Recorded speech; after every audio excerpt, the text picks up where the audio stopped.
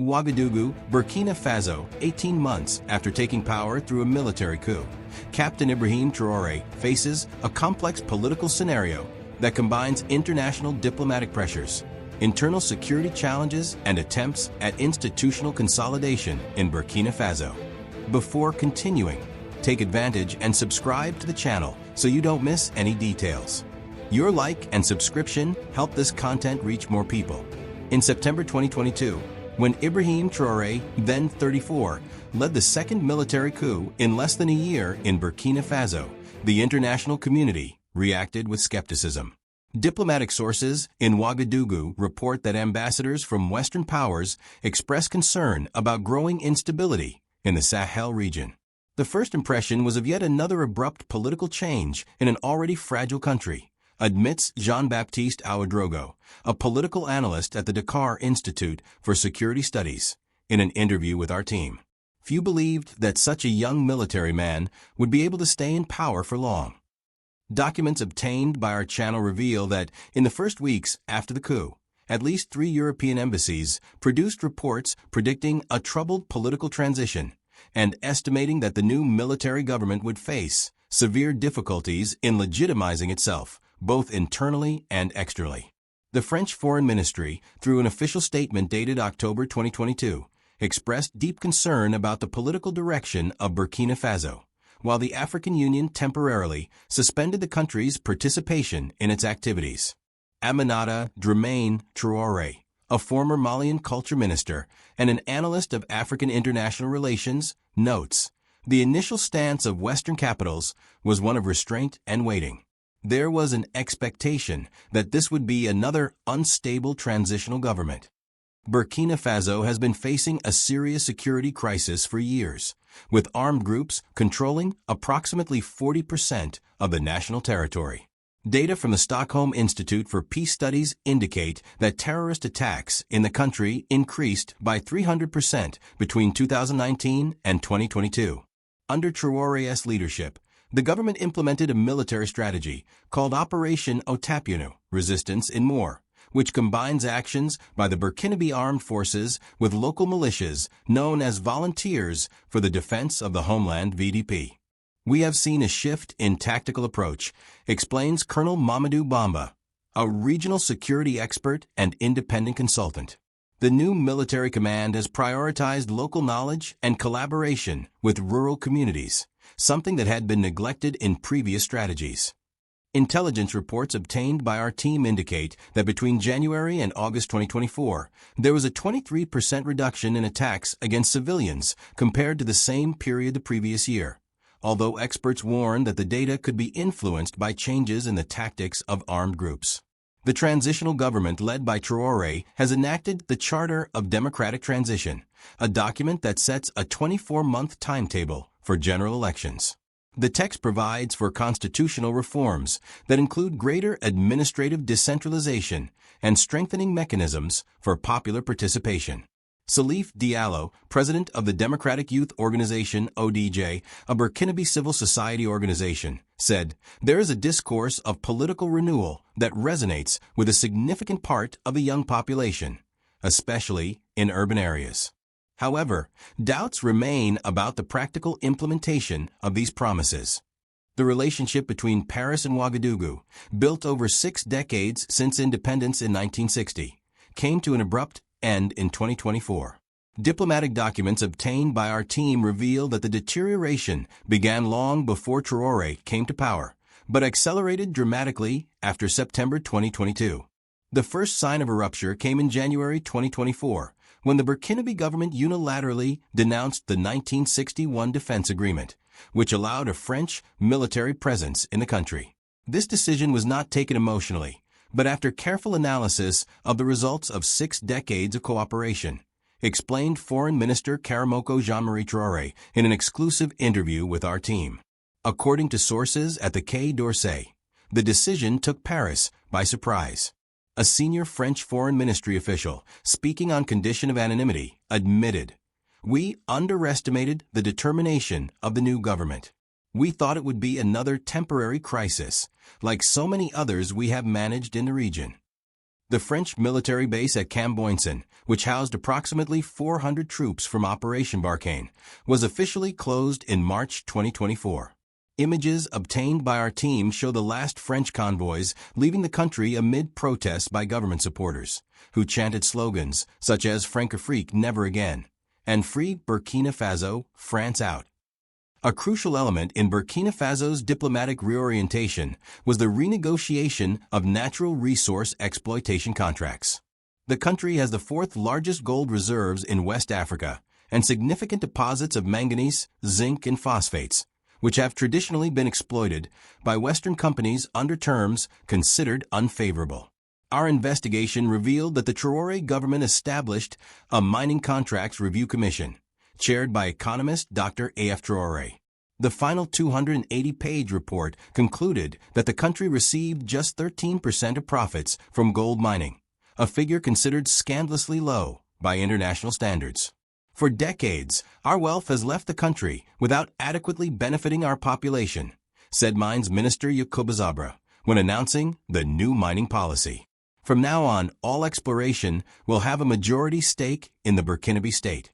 This decision directly affected companies such as the Canadian Orezone Gold Corporation and the British Endeavour Mining.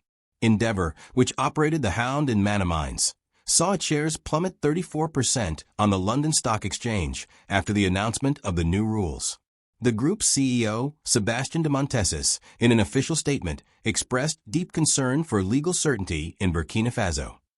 The United States' stance on regime change in Burkina Faso was initially ambiguous, but evolved into growing opposition as Traoré's intentions to break with Western partners became clear. Leaked State Department documents show that Washington considered imposing economic sanctions on Burkinabe leaders, but decided against it because of the risk of definitely pushing the country into the Russian-Chinese axis. A classified memo from November 2024 warns that loss of influence in the Sahel could jeopardize our strategic interests throughout West Africa. U.S. Ambassador to Ouagadougou Sandra Clark has kept a low profile throughout 2024, but diplomatic sources have revealed intense activity behind the scenes. In April, Clark secretly met with Burkinabe opposition leaders to discuss scenarios for a democratic transition, a meeting that was leaked to local media and sparked street protests in the capital. The Americans tried to play the game of indirect influence, but they didn't understand that the rules have changed, says Professor Mamadou Diarra, an international relations expert at the University of Bamako. The new generation of African leaders no longer accepts being supervised, regardless of who is offering the tutelage. The rapprochement between Burkina Faso and Russia represents one of the most significant geopolitical shifts in the Sahel since the end of the Cold War. The process began quietly in March 2023 when a Burkina Faso delegation visited Moscow for initial talks on security and energy cooperation. Documents obtained by our team reveal that the first contact was mediated by the Russian ambassador to Mali, Igor Gromyko, who became a key player in Moscow's strategy for the region. Russia offered something the West could not: partnership without political conditions, explains a senior Burkinabe government official, speaking on condition of anonymity. The military deal signed in December 2024 envisages the supply of $300 million worth of Russian military equipment, including Mi-35 helicopters, Tigre armored vehicles, and Panzer air defense systems. More controversial was the sending of approximately 200 military advisors from the former Wagner Group, now reorganized as the African Corps. General Anatoly Sidorov, commander of Russian forces in the region, in a rare interview with Russian media, said, "Our mission is to transfer knowledge and counter-terrorism techniques developed in Syria and other regions. We are not occupiers, we are partners." The Russian presence is not limited to the military aspect. The Russian state-owned company Rosatom has signed a memorandum of understanding for uranium exploration in Burkina Faso, while Rosneft has expressed interest in the country's potential oil reserves. Experts estimate that Russian investments could reach $2 billion over the next 5 years. China, Burkina Faso's traditional trading partner, has significantly increased its presence after 2023. The Asian country has become the main destination for Burkinabe gold exports, accounting for 67% of sales in 2024, compared to 23% in 2020. Chinese ambassador to Ouagadougou, Li Jian, announced in September 2024 a $1.5 billion investment package through the Belt and Road Initiative. The project includes the construction of a railway connecting the capital to the border with Ghana, modernization of the international airport, and installation of a national 5G network. China treats us as equal partners, not as wards, Infrastructure Minister Dramane Canazo said during the signing ceremony. They invest in our productive capacity, while others only extract our wealth. However, the Chinese partnership also raises concerns. A confidential report from the Ministry of Economy, leaked to our team, warns of the risk of unsustainable debt if all Chinese projects are implemented simultaneously. The document projects that Burkinabe's external debt to China could reach $8 billion by 2030, representing 45% of the national GDP. Burkina Faso has also forged closer ties with middle powers that share similar views on sovereignty and autonomous development. Turkey, under Recep Tayyip Erdogan, has emerged as an important partner, especially in the defense sector. In June 2024, an agreement was signed to supply Bayraktar TB2 drones, which have proven effective in combating armed groups. Turkish Aerospace Industries has also proposed establishing an aircraft assembly plant in Ouagadougou, a project that would create approximately 2,000 direct jobs. Iran, despite international sanctions, established diplomatic relations with Burkina Faso in October 2024. The initial agreement focuses on agricultural cooperation and technology transfer for cotton processing, but experts speculate about possible military dimensions of the partnership. Traoré is diversifying the country's dependencies, creating a portfolio of partnerships that reduces vulnerability to pressure from any single power, said Dr. Kwaka Nuama, a specialist in South-South relations at the University of Ghana. The formalization of the Alliance of Sahel States in September 2024, uniting Burkina Faso, Mali, and Niger, represents the region's most ambitious diplomatic initiative since the creation of ECOWAS in 1975. The founding treaty, signed in Bamako, establishes mechanisms for cooperation in defense, economy, energy, and education. Our team has gained access to the preparatory documents for the negotiations, which reveal advanced discussions on the creation of a common currency, an integrated energy market, and a joint military force. The most ambitious project is the Sahel Railway, a 2,400-kilometer railway line connecting Dakar, Senegal, to N'Djamena, Chad, via Bamako, Ouagadougou, and Niamey. The AES is not just a military alliance, but a civilizational project, Ibrahim Traoré said during the signing ceremony. We are building the foundation for a Sahelian confederation that will be an example of authentic African integration. The alliance's first operational test came in November 2024, when joint forces from the three countries carried out Operation United Sahel, a coordinated military campaign against armed groups in the tri-border region. Military reports indicate that the operation neutralized approximately 340 fighters and liberated 12 locations. The decision by the three countries to leave the Economic Community of West African States has triggered the organization's biggest institutional crisis since its creation. Internal ECOWAS documents obtained by our team show that the organization has lost 25% of its territory, 67 million inhabitants, and approximately 30% of its regional military capacity. ECOWAS acting President Bola Tinubu, Nigeria, attempted to reverse the decision through a diplomatic mission led by former Senegalese President Macky Sall. However, negotiations failed due to demands from the three countries for the lifting of all sanctions and recognition of the legitimacy of the military governments. ECOWAS has shown itself incapable of evolving with the times, Malian Foreign Minister Abdoulaye Diop said in a joint statement with his Burkinabe and Nigerian counterparts. She remained trapped in a neo-colonial vision that no longer corresponds to the aspirations of our people. The departure of the three countries has created an institutional vacuum that is being filled by other organizations. The African Union has temporarily suspended the three countries, but is facing internal pressure to recognize the legitimacy of the new regimes, especially in countries such as Algeria, Eritrea, and Zimbabwe. Burkina Faso's transformation has also reverberated in global multilateral organizations. At the United Nations, the country has changed its voting patterns, often aligning itself with Russian and Chinese positions on issues such as Ukraine, Taiwan, and North Korea. An internal UN Secretariat document leaked in December 2024 expresses concern about the erosion of Western influence in the Security Council and General Assembly.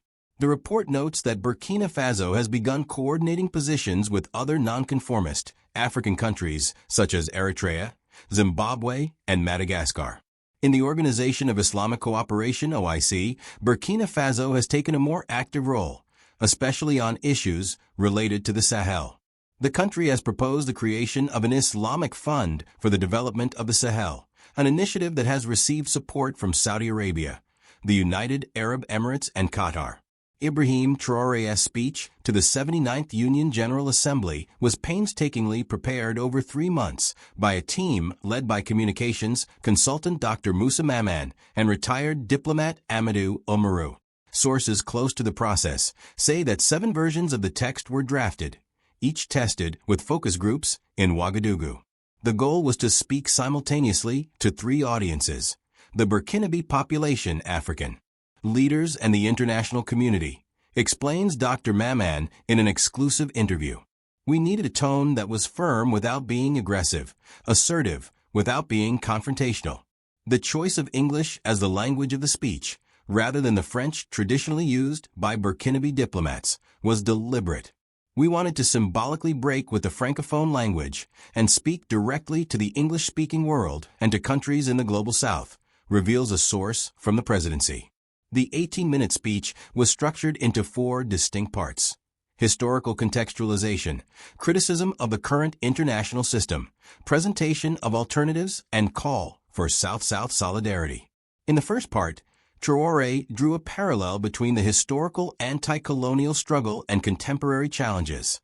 Our ancestors fought against military colonialism. Today we fight against economic and cultural neo-colonialism. The sentence, prepared by historian Professor Joseph Kizerbo Jr., was applauded by 47 delegations, mainly African, Asian, and Latin American. The second part was the most controversial, with direct criticism of the Security Council, a club of winners of a war that ended 80 years ago, the International Monetary Fund, an instrument for perpetuating dependence, and the International Criminal Court, selective justice, that punishes only Africans. Our analysis of real-time reactions, based on recordings obtained from the plenary, shows that 23 delegations left the hall during this part of the speech, including the United States, France, the United Kingdom, and Germany. However, 31 delegations expressed support through applause, including China, Russia, North Korea, Iran, and most African countries. The speech drew mixed reactions from international media. French newspaper Le Monde called it dangerously populist, while Britain's The Guardian described it as a powerful reflection on global inequalities. Russian and Chinese media gave it broad positive coverage, with Pravda headlined, "Young African Leader Challenges Unjust World Order." On social media, hashtags related to the speech, hashtag Traoré ONU, hashtag Burkina Libre, hashtag Africa Decolonized, reached global trending topics in less than 2 hours. Sentiment analysis carried out by digital monitoring company Social Sphere indicates that 67% of mentions were positive, 23% negative, and 10% neutral. Former Ghanaian President John Mahama told the BBC, "Whether or not you agree with his methods, Traoré has articulated legitimate frustrations on the African continent. The West needs to listen to these voices rather than simply condemn them." However, Senegalese diplomat Fatou Bensouda, a former prosecutor at the International Criminal Court, warned, "Populist speeches can energize crowds, but building viable alternatives requires careful technical and diplomatic work. The test will be translating rhetoric into results." Burkina Faso's diplomatic reorientation has created a pattern of selective isolation from the West, offset by intensified partnerships with countries in the global south. This strategy, referred to internally as sovereign diversification, seeks to reduce traditional dependencies without creating new vulnerabilities. A confidential foreign ministry report, obtained by our team, maps 47 countries considered priority strategic partners, including all BRICS members, oil-producing Arab countries, non-aligned African nations, and some middle powers, such as Turkey and South Korea. We do not seek confrontation with the West, but we will no longer accept asymmetric relations, explains Deputy Foreign Minister Dr. Lassane Savadogo. We want partnerships based on mutual benefit and respect for sovereignty. Burkina Faso has become a diplomatic laboratory, where new models of international integration for African countries are tested. The experience is being closely watched by other countries on the continent that are facing similar frustrations with traditional partners. Delegations from Guinea, Madagascar, the Central African Republic, and Eritrea visited Ouagadougou in 2024 to study the Burkinabe model of diplomatic diversification. The government has created the Traoré Institute for African Diplomacy, a research center that develops international insertion strategies for developing countries. Professor Carlos Lopez, former executive director of the UN Economic Commission for Africa, observes, Burkina Faso is experimenting with forms of diplomacy that could become paradigmatic for other African countries. If successful, these experiments could reshape North-South relations. Burkina Faso's new international positioning has also generated tensions that require careful management. The most serious incident occurred in August 2024 when Burkina Faso forces detained a French military convoy that allegedly violated national airspace. The crisis was resolved through mediation by the African Union, but demonstrated the potential for tensions to escalate. Another significant episode was the expulsion of the German ambassador in October 2024 after statements considered interference on human rights. Berlin retaliated by suspending development cooperation programs, but the measure had limited impact due to the diversification of funding sources. Traoré's diplomacy is deliberately confrontational, said Dr. Gilbert Fassoun-Hounbo, former Director General of the International Labor Organization. He uses diplomatic conflicts to strengthen his domestic base and demonstrate independence, but he always keeps channels of dialogue open to avoid dangerous escalations. Burkina Faso's transformation has begun to influence political dynamics in neighboring countries, especially those facing similar governance and development challenges. In Togo, student movements have organized demonstrations inspired by the Burkinabe example, demanding an end to the Nassingbe dynasty that has ruled for 57 years. In Côte d'Ivoire, the political opposition has stepped up criticism of the government of Alassane Ouattara, especially its policy of proximity to France. Opposition leader Laurent Gbagbo, in a speech in December 2024, declared, "Our neighbors show us that it is possible to break neo-colonial chains. Côte d'Ivoire can also choose its own path." Traditionally stable Ghana has seen increasing polarization over foreign policy. Civil society groups have held conferences on economic sovereignty, while lawmakers from the New Patriotic Party have questioned military deals with Western powers. The departure of Burkina Faso, Mali, and Niger from ECOWAS is forcing a complete reconfiguration of sub-regional alliances. Coastal countries, Ghana, Côte d'Ivoire, Senegal, Guinea-Bissau, are trying to maintain ties with traditional partners, while inland countries are showing increasing sympathy for the ESA's positions. Benin, which borders Burkina Faso and Niger, is under particular pressure. About 30% of its international trade used to pass through the two neighbors, a relationship now complicated by diplomatic tensions. President Patrice Talon has adopted a stance of active neutrality, maintaining relations with all sides. We are witnessing a geopolitical fragmentation of West Africa that could last decades, warns Professor Adekai Adebayo, an expert on African regional organizations. The consequences go far beyond changes of government to the fundamental structure of regional integration. Burkina Faso's transformation has also had an impact on regional security. Armed groups operating in the country have stepped up their activities in neighboring countries, especially Ghana and Ivory Coast. Intelligence reports indicate at least 23 cross-border incursions in 2024, compared to 7 in 2023. Paradoxically, the increased military cooperation between Burkina Faso, Mali, and Niger through the AES has also yielded positive results. Operation United Sahel in November 2024 was the first truly coordinated military action in the region, demonstrating the potential for greater effectiveness in the fight against terrorism. The sustainability of Burkina Faso's diplomatic reorientation depends on several internal and external factors. Internally, the government needs to demonstrate that changing partnerships yield tangible benefits for the population. Externally, it must navigate increasing pressures without compromising national sovereignty.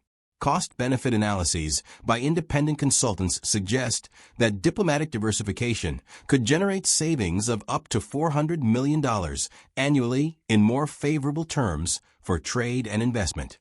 However, it also involves transition costs estimated at $200 million in the first 3 years.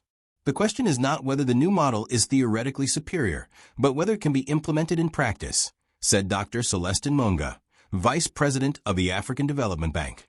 Geopolitical changes require institutional capacities and financial resources that few African countries have. The presidential elections in December 2025 will be a crucial test for the consolidation of Traoré's new international positioning. If Traoré can secure democratic legitimacy, his foreign policy will gain international credibility. A turbulent transition, however, could reverse many of the changes implemented. International analysts note that governments resulting from military coups rarely maintain radical foreign policies after electoral processes, tending to moderate positions to attract international legitimacy. The case of Burkina Faso could break this pattern or confirm it. Traoré's diplomacy is intrinsically linked to his domestic legitimacy, notes Professor Comfort Arrow, director of the International Crisis Group. If he manages to hold on to power through elections, it will set a precedent for other African leaders. If he fails, it will reinforce arguments about the instability of military regimes.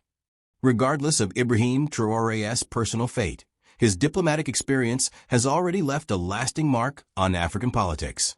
The demonstration that small countries can challenge established powers has inspired similar movements across the continent.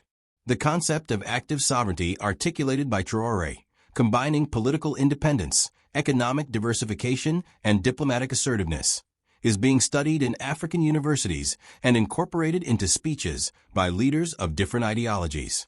As Professor Ali Mazrui Jr. of the University of Nairobi notes, Traoré may not have invented anything completely new, but he managed to articulate and implement aspirations that had been latent across the continent.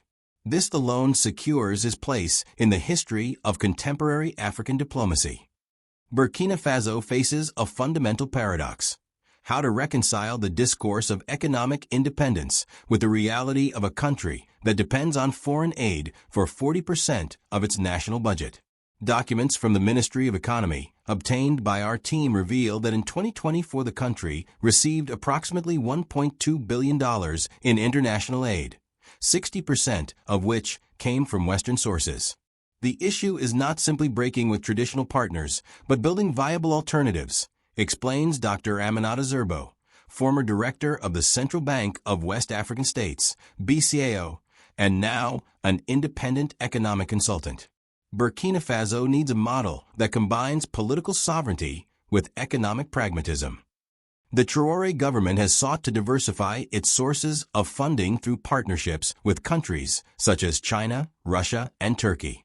In November 2024, a memorandum of understanding was signed with China for investments of $800 million in transport and energy infrastructure. However, experts warn of the risks of replacing one dependence with another. The Burkina Plan 2050 represents the most ambitious attempt at economic transformation in the country since its independence. The 340-page document envisages investments of $25 billion over 25 years, focused on 5 priority sectors: agriculture, mining, manufacturing, energy, and technology.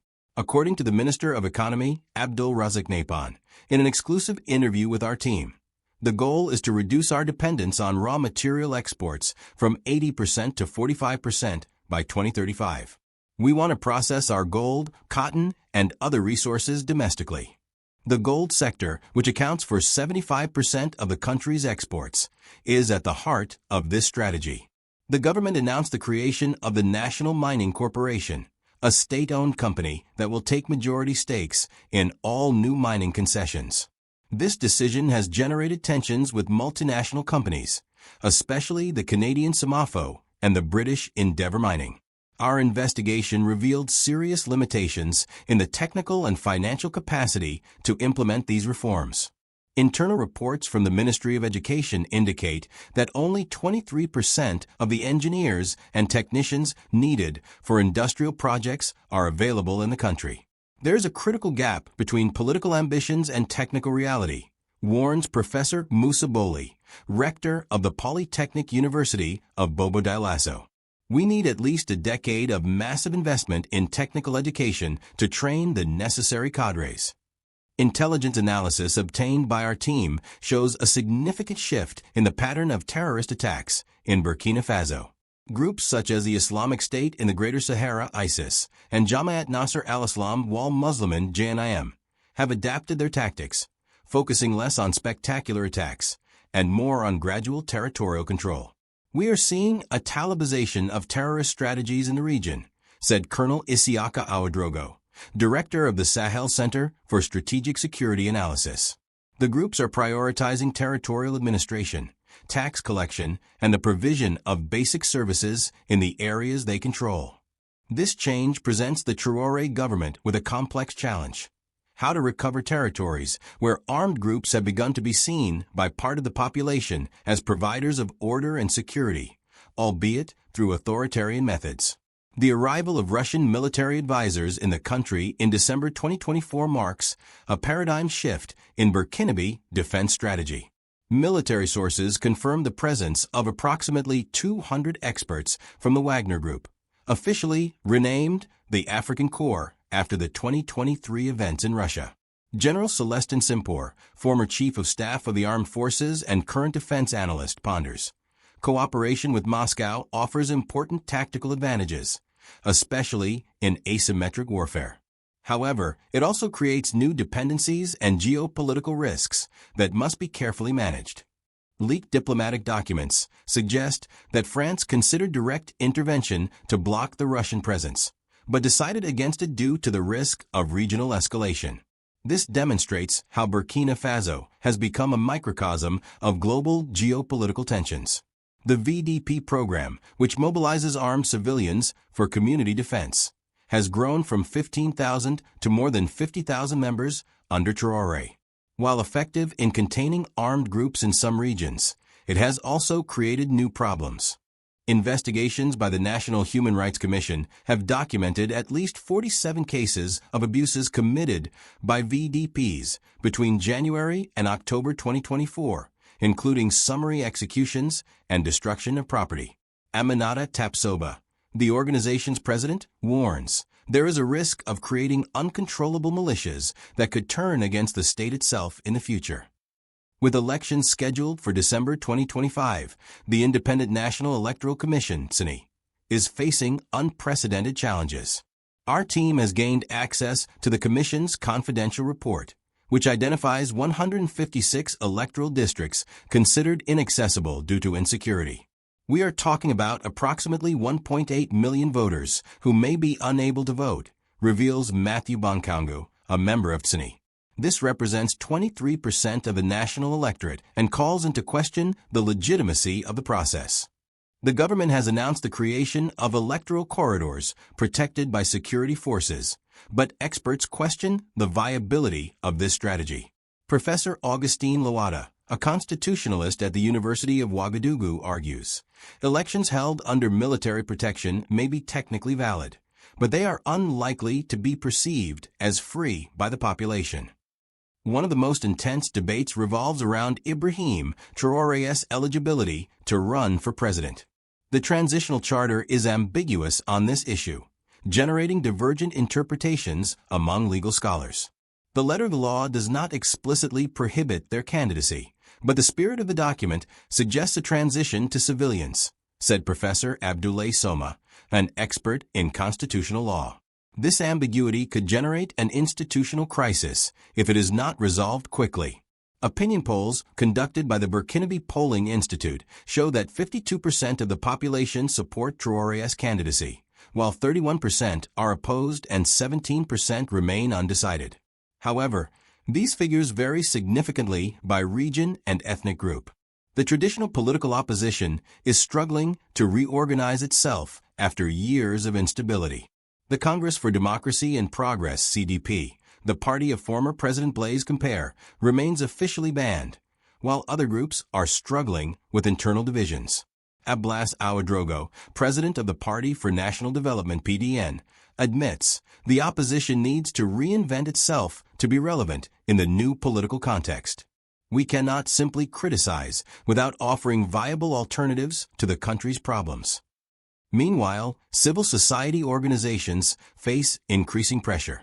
The Burkinabe Movement for Human and People's Rights (MBDHP) reported 23 cases of intimidation against activists in 2024, including arbitrary arrests and threats.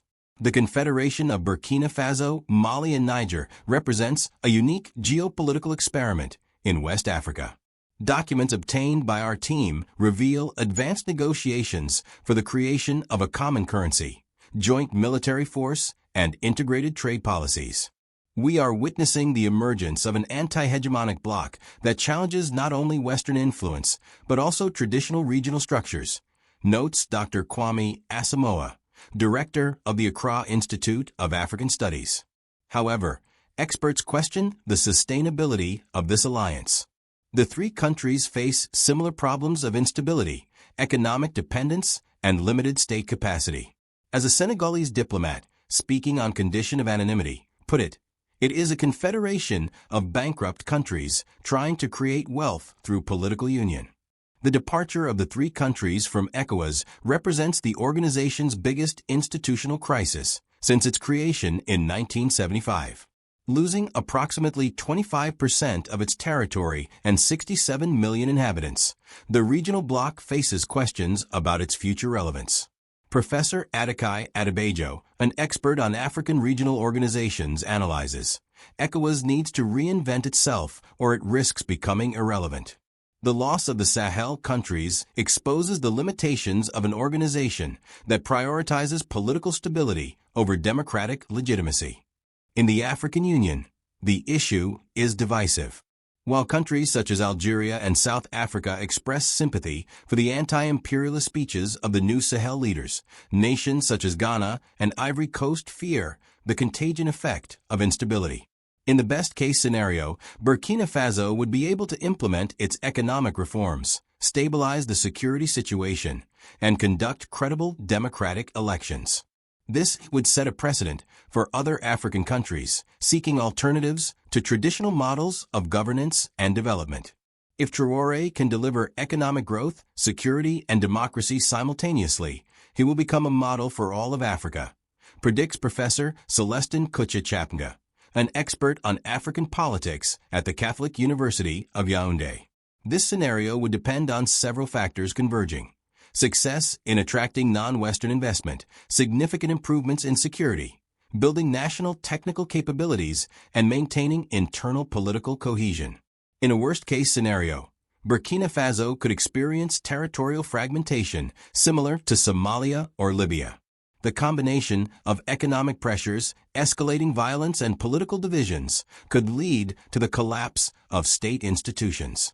Worrying signs are already visible: growing desertions in the armed forces, ethnic tensions in border regions, and fiscal difficulties that have led to the suspension of public salaries in several provinces during 2024. The risk of Somaliization is real, warns General Lassina Doumbia, former commander of the ECOWAS force in Mali. When a state loses control of 40% of its territory, the line between governance and anarchy becomes very blurred. The most likely scenario, according to most analysts consulted, is a gradual stabilization under an increasingly authoritarian regime. Traoré would maintain power through a combination of popular legitimacy, military control, and international strategic alliances. We are seeing the emergence of an African populist authoritarianism that combines anti-imperial rhetoric with practices of power concentration, says Dr. Nick Cheeseman, an expert on African democratization at the University of Birmingham. This model would follow patterns seen in countries like Rwanda or Ethiopia. Political stability through strong state control, limited but stable economic growth, and restricted democratic space. Burkina Faso's experience under Traoré represents a contemporary version of Pan-Africanism, adapted to the 21st century. Unlike the movements of the 1960s and 1970s, this new Pan-Africanism incorporates elements of geopolitical multipolarity and skepticism toward traditional international institutions. Traoré articulates a discourse that resonates with historical frustrations on the continent, but in a completely different geopolitical context, notes Professor Sibelo Ndlovagachini, author of Epistemologies of the Global South. The Burkinabe case raises fundamental questions about the relationship between democracy, sovereignty, and development in contemporary Africa. If Traoré can deliver tangible results through unconventional methods, this will call into question basic assumptions about the superiority of the liberal democratic model. The Burkina Faso experience is a test case for the entire paradigm of democratic governance in Africa, says Professor Claude Ake, a Nigerian political theorist. If authoritarian regimes can deliver development and security better than democracies, it will completely change the political debate on the continent. Burkina Faso under Ibrahim Traoré has reached a turning point. The next 18 months will determine not only the country's future, but will also influence debates on sovereignty, development, and democracy across the African continent. The success or failure of this experiment will have repercussions that transcend national borders. A prosperous and stable Burkina Faso under unconventional leadership would inspire similar movements in other countries. A collapse, on the other hand, would reinforce arguments about the need to adhere to traditional models of governance. As Dr. Adebayo Alyakoshi, former executive director of the Council for the Development of Social Science Research in Africa, notes, Burkina Faso has become a laboratory for the future of African governance. The world is watching not just out of curiosity, but because the lessons learned here will shape policy debates across the continent. The question is no longer whether Ibrahim Traoré can live up to initial expectations. He has already done that. The question now is whether he can translate political legitimacy into sustainable transformation, creating a replicable model for other African countries, or whether he will become yet another example of the structural limitations that impede continental development. The clock of history is ticking, and the verdict on this audacious experiment will be given not by external analysts, but by the Burkinabe population itself through its choices in the crucial years ahead. If this video was useful or made you think, leave a like and subscribe to the channel. We continue to bring serious, direct, and responsible content. Until next time.